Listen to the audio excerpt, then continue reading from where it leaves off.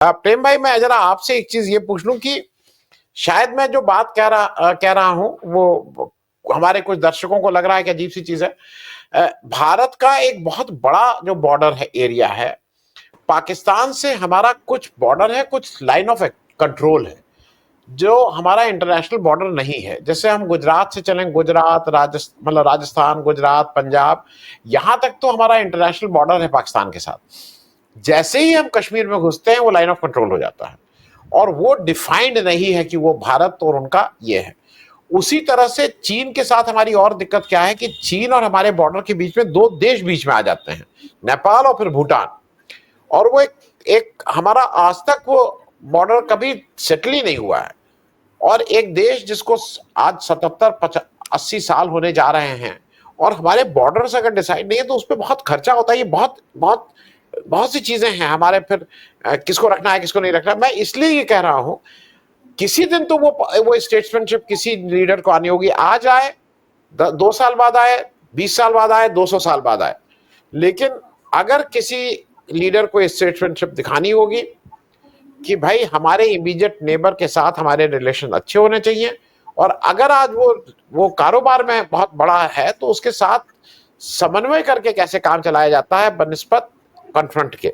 मैं इस विषय में, अगर चाइना ने एक हाथ बढ़ाया है तो क्या हमें उसको अमेरिका के डर से या किसी डर से दुत्कारना चाहिए, या हमें लार्जर इंटरेस्ट, लार्जर चीज को देखना चाहिए? प्रेम भाई। जी। शुक्रिया आनंद जी। देखिए, बॉर्डर की बात से आपने बात शुरू की है, तो बॉर्डर हमारा अनडिफाइंड है एक तरह से, जो एलओसी के तौर पे है, और उसमें चाइना का इंटरेस्ट नहीं रहता है। तो इसलिए नहीं रहता है कि ये जब तक अनडिफाइंड है तब तक उसके लिए पूरी पॉसिबिलिटी है, वो कहीं तक भी अपना विस्तार कर सकता है, ये उसको थोड़ा सूट करता है। हमारे देश में तो इच्छा रही है कि उसको सीमा तय हो जाए, लेकिन हमारी इच्छा का कभी सम्मान हुआ नहीं और ऐसी स्थिति बनी नहीं। इसके बाद हम ये देखें कि भारत में जो अभी वर्तमान सरकार है, इसकी नीति चीन के परस्त अपोजिशन को दिखाने की है कि यहाँ का अपोजिशन जो है चाइना, प्रो चाइना है। तो जबकि हकीकत में बात दूसरी है। हकीकत यह है कि सबसे ज़्यादा चाइना में यात्रा करने वाले नरेंद्र मोदी जी हैं, जब वो मुख्यमंत्री रहे, जब वो प्रधानमंत्री रहे।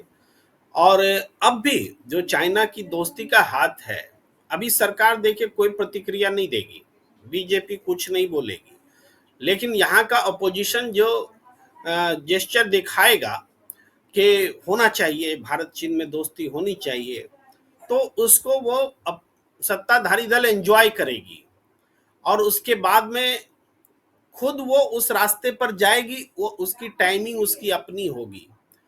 उसके बाद वो इस बीच में वो अपोजिशन को चाइना परस्त भी घोषित करेगी। ये इसकी पॉलिसी रही है, बीजेपी के काम करने का तरीका रहा है।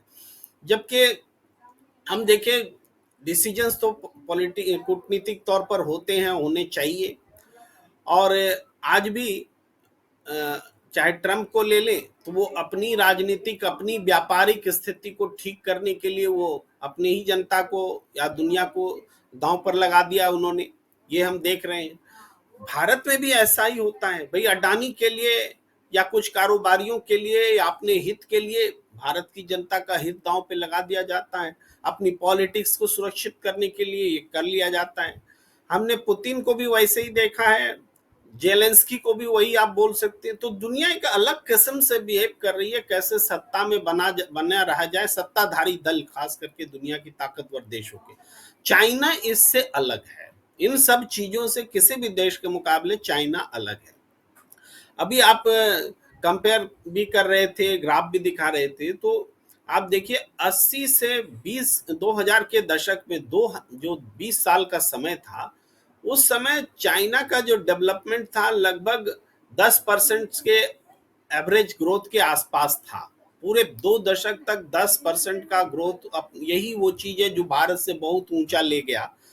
भारत के पास ये सुखद स्थिति 7.5% का एवरेज सिर्फ मनमोहन सिंह के रिजीम में आया, 4 से 14, इसके अलावा नहीं आया। और हम देख रहे हैं कि 90 के का जो दशक था, या जब 80 से 2000 जब चाइना ग्रो कर रहा था, तो हम क्या कर रहे थे? हम इंदिरा गांधी की हत्या कर रहे थे। राजीव गांधी की हत्या हो रही थी। आप देख रहे थे कि ये कांग्रेस विरोध के नाम पर ऐसे प्रयोग हो रहे थे जिस दौरान देश की आर्थिक स्थिति और खराब हुई, और उसके बाद छोटे छोटे दलों का प्रयोग हुआ। तो ये दौर वो दौर था जब हम पिछड़ रहे थे और चाइना ग्रो कर रहा था।